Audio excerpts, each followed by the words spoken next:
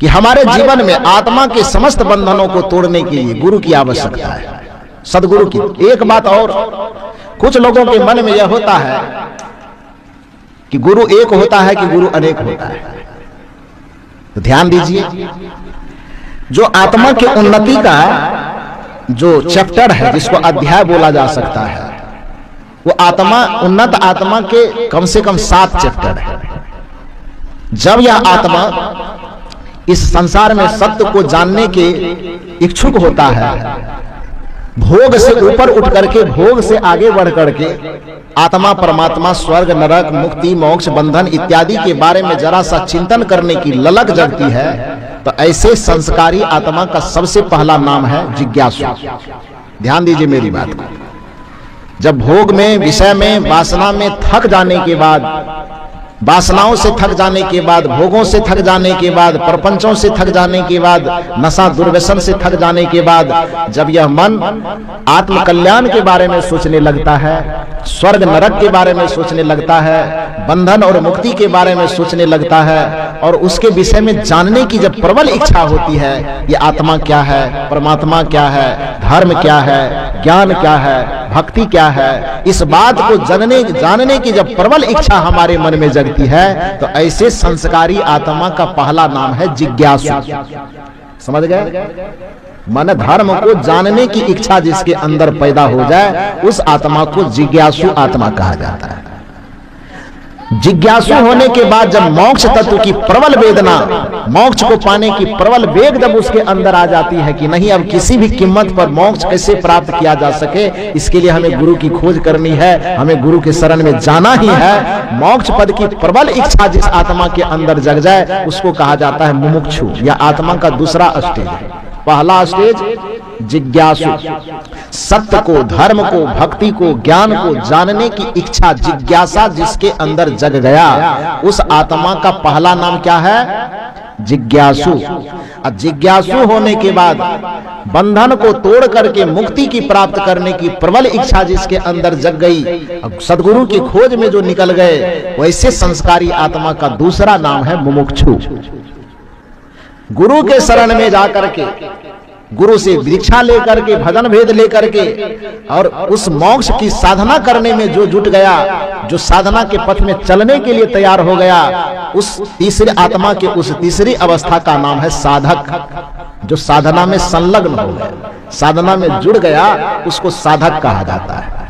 और साधना में जुड़ करके जो निरंतर साधना कर रहा है, कभी हो रहा है, कभी नहीं हो रहा है, कभी भटक रहा है, कभी फिर चल रहा है, कभी गिर रहा है, कभी फिर चल रहा है, कभी मन को समझा रहा है, कभी मन से पछाड़ खा रहा है, ऐसी अवस्था में पहुंचे हुए आत्मा का नाम है साधु। क्या नाम है? साधु। और जब साधना में परिपूर्ण होकर के मन को एकाग्र कर लिया, मन को अपने बस में कर लिया, मन के डमाडोल की स्थिति खत्म हो गई, साधना में सिद्धि को प्राप्त कर लिया, तब ऐसे साधु की आत्मा से ऊपर उठ करके तब यह आत्मा कहलाने लगती है संत। क्या कहलाने लगती है? तो पहला क्या बना? जिज्ञासु। दूसरा क्या बना? मुमुक्षु। तीसरा क्या बना? साधक। चौथा क्या बना? साधु। और साधना में जब सिद्धि को प्राप्त कर लिया, जीवन का यदि क्लेश मिट गया, तो उसको कहा जाता है, पांचवा स्टेज जो आत्मा का होता है, वह कहलाता है संत। क्या कहलाता है? संत कहलाता है। और जिसने अपने जीवन की शांति को प्राप्त कर लिया, अपने जीवन की अशांति को मिटा लिया, और अपनी अशांति को मिटा करके दूसरे की अशांति को मिटाने की जो जिम्मेदारी अपने कांधे पर ले लिया, दूसरे के दुख को मिटाने के, दूसरे की पीड़ा को मिटाने की जो जिम्मेदारी आपने कांधे पर ले लिया, तो आत्मा की वो छठी अवस्था है जिसको गुरु कहा जाता है। जिसको क्या कहा जाता है? छठी अवस्था में गुरु।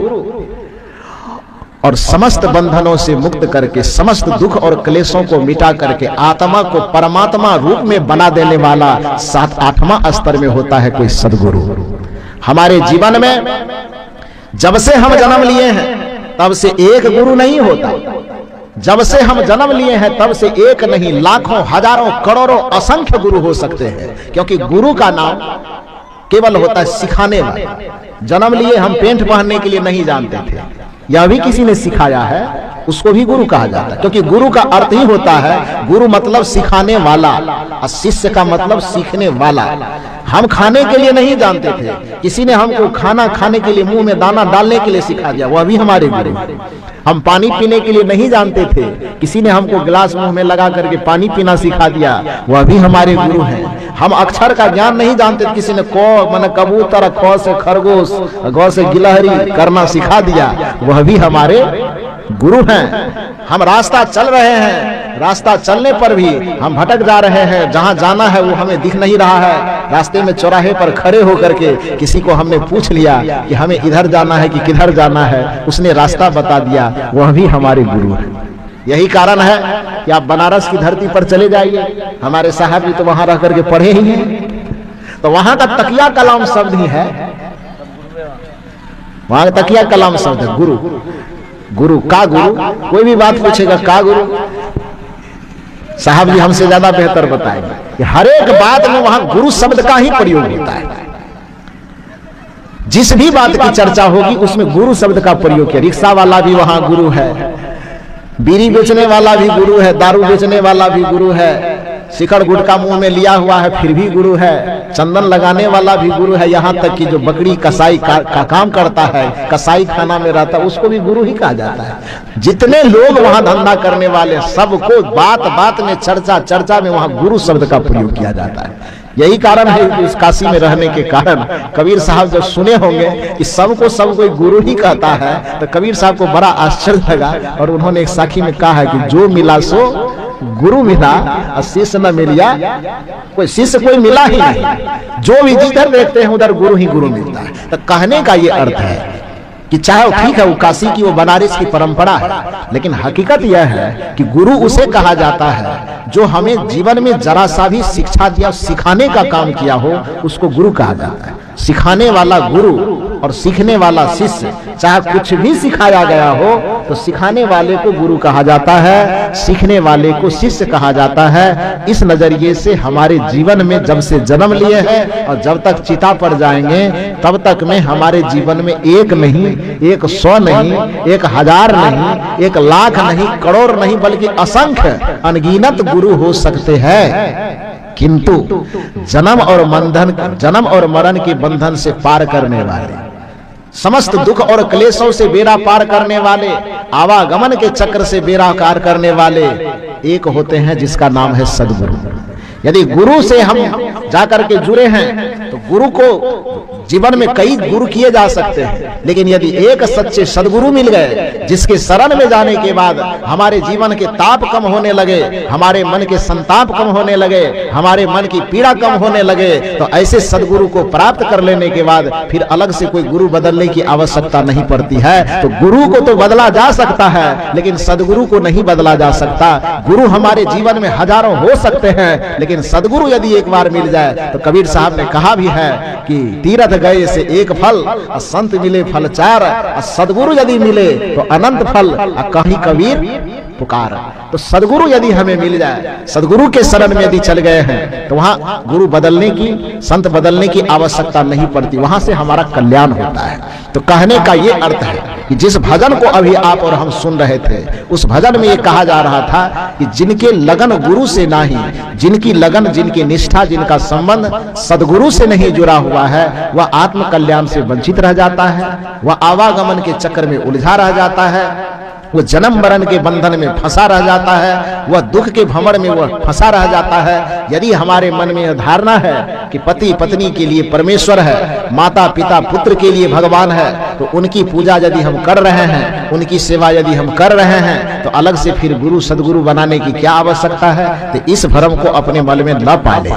शरीर स्तर पर सुखपूर्वक जीने के लिए पति पत्नी सहयोगी हैं, माता पिता सहयोगी हैं, आदरणीय है, वंदनीय है, पूजनीय है, सम्मानीय है, वह सब ठीक है अपने जगह पर। लेकिन यदि हमें अपना आत्म कल्याण करना हो, आत्मा का उद्धार करना हो, तो हमें सत्संग में आना चाहिए, संत के शरण में आना चाहिए और सदगुरु से दीक्षा लेकर के युक्ति पूर्वक आत्मा की अनुभूति कैसे होगी इसका रास्ता जानना चाहिए। ध्यान दीजिए, केवल ये मंच के माध्यम से सुना गया प्रवचन ये आपके मन का शोधन कर सकता है, ये आपके जीवन का मार्गदर्शन कर सकता है, लेकिन आत्म कल्याण करने के लिए ये प्रवचन करने से भी कल्याण नहीं होता है, प्रवचन सुनने से भी कल्याण नहीं होता है। या केवल और केवल आपको एक अध्यात्म की तरफ मोड़ने के लिए ये रास्ता है, भोग की निसारता को बताने के लिए और आत्मा के सार को समझाने के लिए ये सत्संग की आवश्यकता पड़ती है। मुक्ति का क्या महत्व है, उस महत्व को बताने के लिए सत्संग की आवश्यकता पड़ती है। और यदि केवल इतना ही हम करते रह जाएं, तो कल्पना कीजिए कि अभी हमारे पेट में भूख लगी है, आपके पेट में भूख लगी है, और यहाँ पर बैठ करके आपको हम फार्मूला बतावें कि रोटी जो है आटा लाइए, पानी डालिए, उसको गूंथिए, लोई बनाइए, बेलना पर बेलिए, उसको गोल गोल करके रोटी बना करके तवा पे डालिए, खिल गई रोटी उसको तोड़ करके थाली में डालिए, सब्जी डालिए, दाल डालिए, उसमें घी लगा दीजिए, अब पानी लेकर के थाली में बैठ जाइए, उसको उठा करके मुंह में डालिए, मुंह से चबाइए और पेट में डालिए। ये सारा फार्मूला बता दिए। इतना इसी यही खाने की प्रक्रिया है। इतना बात हम मुंह से सुना रहे हैं और आप सुन रहे हैं। पेट भर गया, पेट भर गया। पेट भरने के लिए क्या करना होगा? ये खाने का ज्ञान कि कैसे खाना पकाया जाता है, कैसे खाना बनाया जाता है, कैसे खाना परोसा जाता है, कैसे खाना चबाया जाता है, ये ज्ञान देना एक अलग विषय है। ये नासमझ को समझाने के लिए बात जरूरी है कि खाना खाने की ये प्रक्रिया है। लेकिन यदि पेट में भूख लगी है तो खाना खाने के फार्मूला बता देने मात्र से भूख मिटने वाली नहीं है। भूख कब मिटेगी? जब हकीकत में थाली में खाना लेंगे और उसके बाद उसको तोड़ के मुंह में लेके चबाएंगे और चबा करके जब निगलेंगे पेट में, जब वह जाएगा तब भूख से निवृत्ति मिलेगी ना। तो ये सत्संग में जो कथाएं कही जाती है, सत्संग में जो प्रवचन किया जाता है, ये केवल आत्मा परमात्मा मोक्ष मुक्ति को के समझाने के लिए फार्मूला बताया जाता है। बाकी प्रायोगिक रूप में करने के लिए जब आप गुरु से दीक्षा लेते हैं तो दीक्षा लेने के वक्त में गुरु रास्ता बताते हैं ध्यान का। गुरु रास्ता बताते हैं कि मन को एकाग्र कैसे किया जाए। गुरु रास्ता बताते हैं कि मन को सिमटा कैसे जाए। गुरु या रास्ता बताते हैं कि फैले हुए मन को अंतरंग कैसे किया जाए, बहुर्मुखी वृत्ति को आंतरिक जगत में कैसे मोड़ा जाए। और मन को सिमट करके जब आप अंतर्मुखी होकर के ध्यान में स्थित होंगे तब अपने भीतर में बैठा हुआ जो वह आत्मा है, अपने भीतर में ही बैठा हुआ जो परमात्मा है, उसका अनुभव होगा। और जिस दिन उसका अनुभव होगा, जिसके विषय में कबीर साहब ने आरती में गाया, आप हम लोग सब गाते हैं कि आरती कीजे आत्म पूजा, सत्य पुरुष की और न दूजा, परम प्रकाश दीप उजियारा, घट घट देखूं प्राण प्यारा, भक्ति भाव और नहीं भेवा, दया स्वरूपी कर ले सेवा, सत्संगत मिली शब्द विराजे, धोखा द्वंद भरम सब भाजे, काया नगरी देव बहाई, आनंद रूप सकल सुखदाई, शून्य ध्यान सबको मन माना। जब आपका मन प्रपंचों से सिमट करके शून्य अवस्था में पहुंच जाएगा, शून्य की स्थिति प्राप्त कर लेने पर जब मन ध्यान में हो जाएगा, तो कबीर साहब कहते उस समय तुम्हारा मन वासना से मुड़ जाएगा, उस समय तुम्हारा मन विषय से मुड़ जाएगा, उस समय तुम्हारा मन भोग से मुड़ जाएगा। तो शून्य ध्यान सबको मन माना, तब बैठो आत्म स्थाना। जिस दिन तुम्हारा मन उस शून्य अवस्था को प्राप्त कर लेगा, जिस दिन तुम्हारा मन सहज अवस्था को प्राप्त कर लेगा, उस दिन आत्मा की अनुभूति हो जाएगी। कबीर साहब ये आरती में कहते हैं, शून्य ध्यान सबको मन माना, तब बैठो आत्म अस्थाना। कहि कबीर सहज, कहि कबीर निज रहनी संहारी, सदा आनंद रहे नर नारी। सदगुरु कबीर कहते हैं कि यह सहज रहनी है कि शून्य ध्यान में पहुंच करके अपने मन को मनाओ, और मन मान जाए तो फिर आत्मा का दर्शन कर लो। मन यदि शून्य अवस्था में पहुंच जाए तो अपने भीतर में बैठे परमात्मा का दर्शन कर लो। या जिस दिन तुम्हारी सहज रहनी बन जाएगी, उस दिन चाहे नर हो चाहे नारी हो, वो सदा आनंदित हो जाएगा। सदैव सदैव के लिए उसको परम सुख की प्राप्ति हो जाएगी। इसी बात को कबीर साहब बीजक के साखी में कहते हैं, शून्य सहज मन सुमिरते, प्रगट भई एक ज्योत, बलिहारी तेहि पुरुष की निरावलंब जो होत। जब गुरु से युक्ति प्राप्त करके बाहर की वृत्तियों को सिमट करके, बाहर से मन को सिमट करके जब हम अंतरंग करते हैं, तो अंतरंग करने पर कबीर साहब कहते शून्य सहज मन सुमिरते, मन को सहज और शून्य बना करके जब गुरु मंत्र का सुमिरन करोगे तो उसे होगा क्या? प्रगट भई एक ज्योत, भीतर में ज्ञान और ध्यान की ज्योत प्रकट होगी, वो जलेगा। शून्य सहज मन सुमिरते, प्रगट भई एक ज्योत, बलिहारी ते ही पुरुष की निरावलंब जो होत। तो जब एक सच्चे सदगुरु के शरण में आकर के दीक्षा प्राप्त करके उनसे युक्ति जान करके, प्रवचन तो सुनना ही है, यह भी आधार है मन को सिमटने का, लेकिन इसी को सब कुछ मान करके कि आए बैठे प्रवचन सुन लिए और झाल करताल बजा करके घर चले गए, बस इतना से ही काम हो जाएगा, ये नहीं होगा। यह काम केवल थ्योरी को समझाने के लिए है और प्रयोग करने के लिए जब आप शांत में हो, एकांत में बैठें और एकांत में बैठ करके कुछ देर अपने आत्मचिंतन में अपने समय को, अपने ध्यान को लगावें, अपने मन को बाह्य विषयों से, भोगों से सिमट करके आत्मा की तरफ मोड़ें और उस ध्यान की सिद्धि अवस्था को प्राप्त करके, ध्यान की युक्ति को जान करके जिस दिन आत्म अनुभूति का प्रयास कीजिएगा तो आत्मा का अनुभव भीतर में ही होगा, परमात्मा का अनुभव भीतर में ही होगा, ईश्वर का अनुभव भीतर में ही होगा। और जिस दिन ईश्वर अनुभूति का लक्ष्य आपने प्राप्त कर लिया, आत्म अनुभूति का लक्ष्य आपने प्राप्त कर लिया, तो कबीर साहब तो कह ही रहे कि कहा ही कबीर यह रहनी संभारी तो सदा आनंद रहे नर नारी। और इसी बात का समर्थन गोस्वामी तुलसीदास जी भी करते हैं।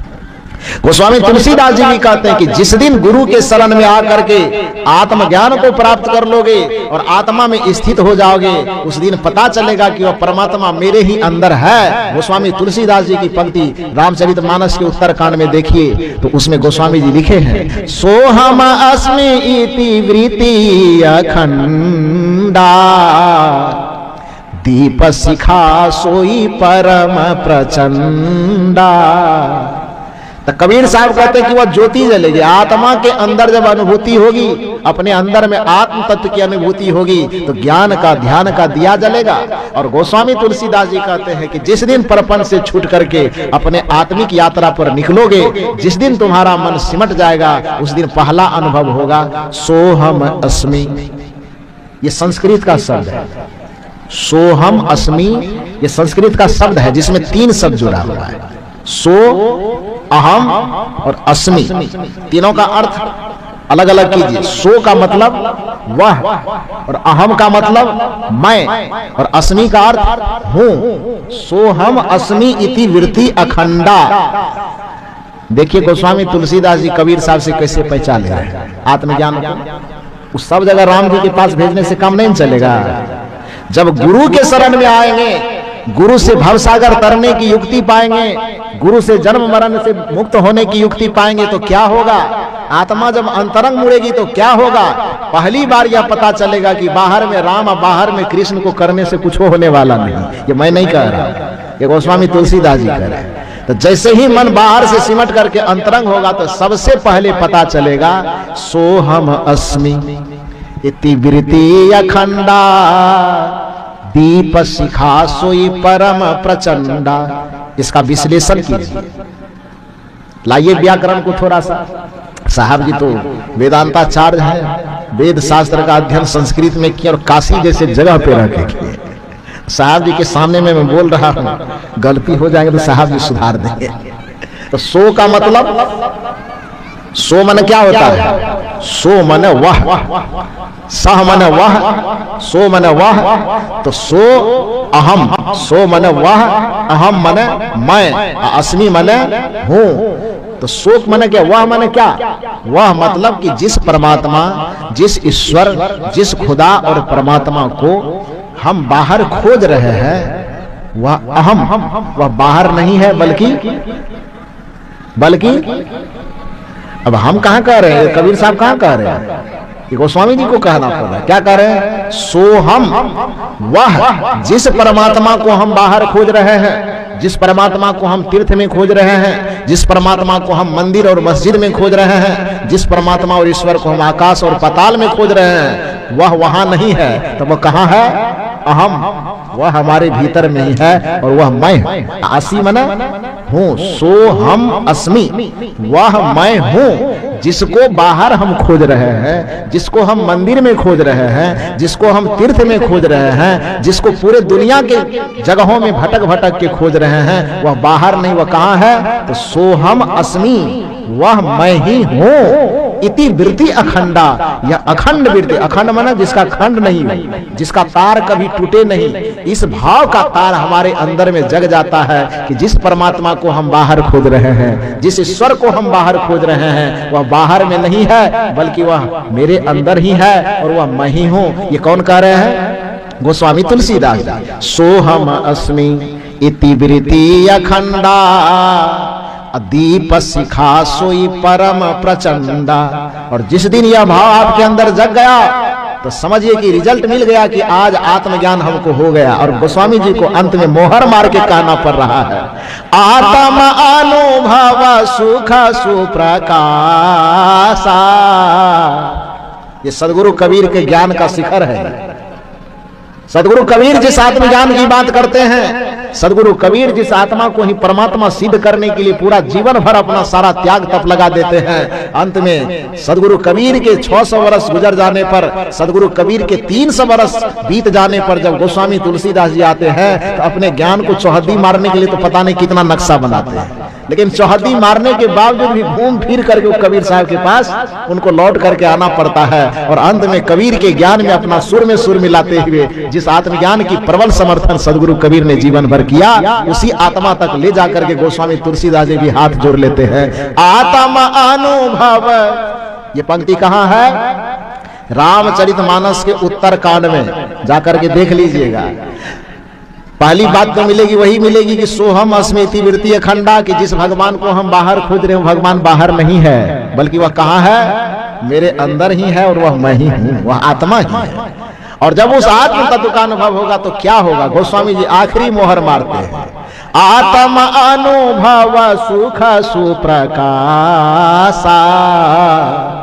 जिस दिन आत्म तत्व का अनुभव अपने भीतर में हो जाएगा तो उस दिन सुख का शुभ प्रकाश फैल जाएगा।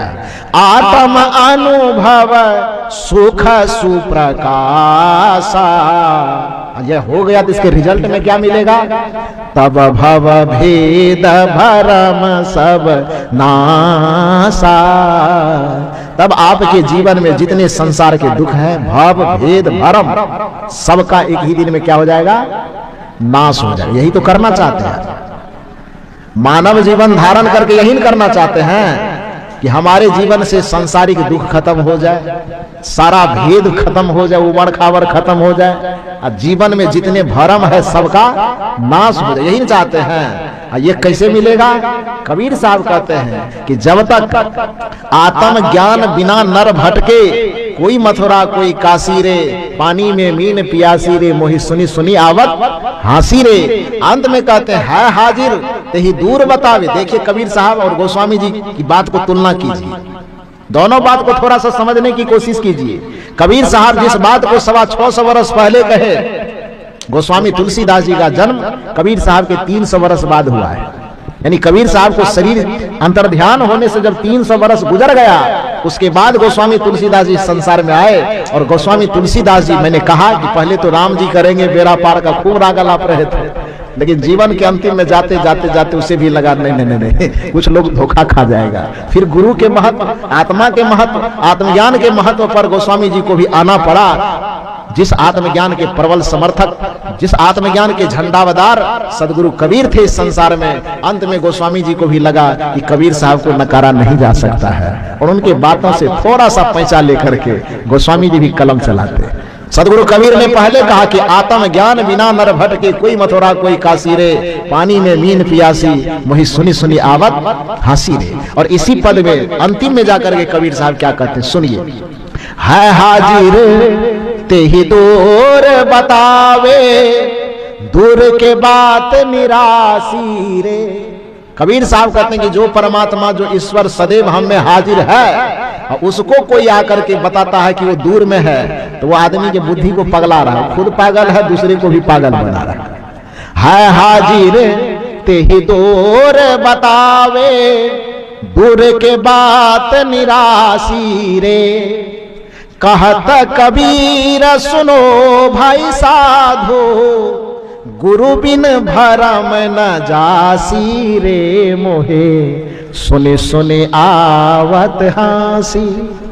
लोगों ने जो ये भरम जाल फैला करके रखा है कि कहीं कोई परमात्मा ऊपर में बैठा हुआ है, कहीं कोई ईश्वर पाताल में बैठा हुआ है, कहीं कोई मुक्ति मोक्ष देने वाला भगवान कहीं पर बैठा हुआ है। कबीर साहब कहते हैं वो है हाजिर। हाजिर का मतलब क्या होता है? ये तो बचपन से आप लोग जानते होंगे। हम लोग जब क्लास में पढ़ने जाते थे बचपन में, आप लोग भी जाते होंगे तो एक बात सुने होंगे, मास्टर साहब जब हाजिरी बनाते थे, अटेंडेंस जिसको कहते हैं, तो नाम पुकारते थे, रजिस्टर लेके और नाम पुकारते थे। तो उसमें से कोई बच्चा खड़ा होकर जैसे नाम पुकारा तो कोई कहता जय भारत, तो कोई कहता जय हिंद सर, कहता था ना। कोई कहता था अंग्रेजी, तो उस समय उतना चलता नहीं था। आज के जमाने में कहते प्रेजेंट सर, यस सर। अब कोई उसी में थोड़ा बहुत उर्दू लफ्ज वाला होता था तो कहता हाजिर सर, कहता था कि नहीं कहता? तो यस सर, प्रेजेंट सर, उपस्थित सर, जय हिंद सर, जय भारत सर और हाजिर सर, इस सब का मतलब क्या होता था? एक ही होता था कि हम आपके सामने में हैं। इस शब्द का, हाजिर शब्द का अर्थ क्या हुआ? कि हम आपके सामने में हैं। प्रेजेंट सर का क्या मतलब हुआ?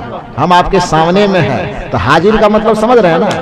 कबीर साहब कहते हैं है हाजिर, मतलब वो अभी मौजूद है, सामने में ही है, पास नहीं है, लेकिन दूर बतावे। कोई आदमी कहता तो ये आसमान में है, सतमा आसमान में, सतलोक में बैठा हुआ है, तो पृथ्वी में बैठा है, तो साकेत में बैठा है, तो गोलोक में बैठा है, शिवलोक में बैठा है। कबीर साहब कहते हैं बताने वाला भी पागल और जिसको सुना रहा है समझा रहा वो भी पागल है। हाजिर जो उपस्थित है, जो तुरंत प्रेजेंट है, उसको दूर क्यों बता रहे हैं? तो साहब की बात चुभती हुई बात सुनिए, है हाजिर ते ही दूर बतावे, दूर की बात निराशी रे। ये भरम जो फैला करके रखा है, ये दूर कैसे होगा? तो कहता कबीर सुनो भाई साधो, गुरु बिन भरम न जासी रे मोहे, सुने सुने आवत हासी। गुरु के बिना, एक सदगुरु के बिना ये भरम हमारे जीवन से नहीं जाएगा। तो गुरु के माध्यम से जब आत्मज्ञान मिले, उसके बाद हमारे जीवन का भरम खत्म होगा। ये कबीर साहब भी कह रहे हैं और यही बात गोस्वामी तुलसीदास जी भी कह रहे हैं कि बिन गुरु भव निधि तरई न कोई, जो बिरंच शंकर सम होई। और जब गुरु के शरण में आएंगे तो क्या होगा? तो पहला जो भरम है हमारा कि ईश्वर परमात्मा मोक्ष मुक्ति हमसे अलग है, सबसे पहले भरम दूर होगा।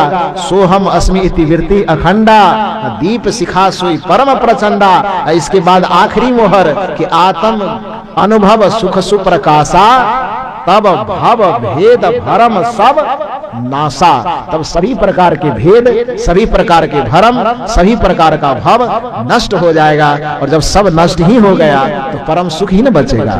जब सब नष्ट हो गया तो फिर परम शांति ही न बचेगी। जब सब नष्ट हो गया, संसारिकता खत्म हो गई तो परमात्मा ही न बचेगा। जब वासना खत्म हो गई तो ईश्वर ही न बचेगा। तो गोस्वामी जी कहते हैं बस आत्मज्ञान जिस दिन हो गया उस दिन संसारिकता खत्म हो जाएगी और परमात्मा तत्व की अनुभूति होगी। तो उस आत्म तत्व की अनुभूति दुनिया के किसी रिश्ते और संबंधों के द्वारा नहीं हो सकता। उस आत्म तत्व की अनुभूति केवल गुरु और केवल सदगुरु से हो सकता है। जिसने सदगुरु से लगन लगाया, जिसने सदगुरु से संबंध जोड़ा, उसका जीवन पाना सार्थक हुआ, उसका बेड़ा पार हो गया। और जिसने लगन नहीं लगाया, जिसने गुरु से संबंध न जोड़ा, वो मानव का जीवन तो पाया लेकिन मनुष्य की तरह सच्चे अर्थ में जी नहीं पाया। फिर आवागमन के चक्र में, फिर 84 के फेर में वो फंस गया। इसलिए कबीर साहब ने वह पद लोगों के सामने रखा और आज अच्छा लगा मुझे। इस मंच पर आते आते हमारे जो गाने वाले बंधु थे बड़े अच्छे स्वर में, क्या नाम है? रामचंद्र, श्री रामचंद्र केसरी जी बहुत बढ़िया पद आपको सुना रहे थे।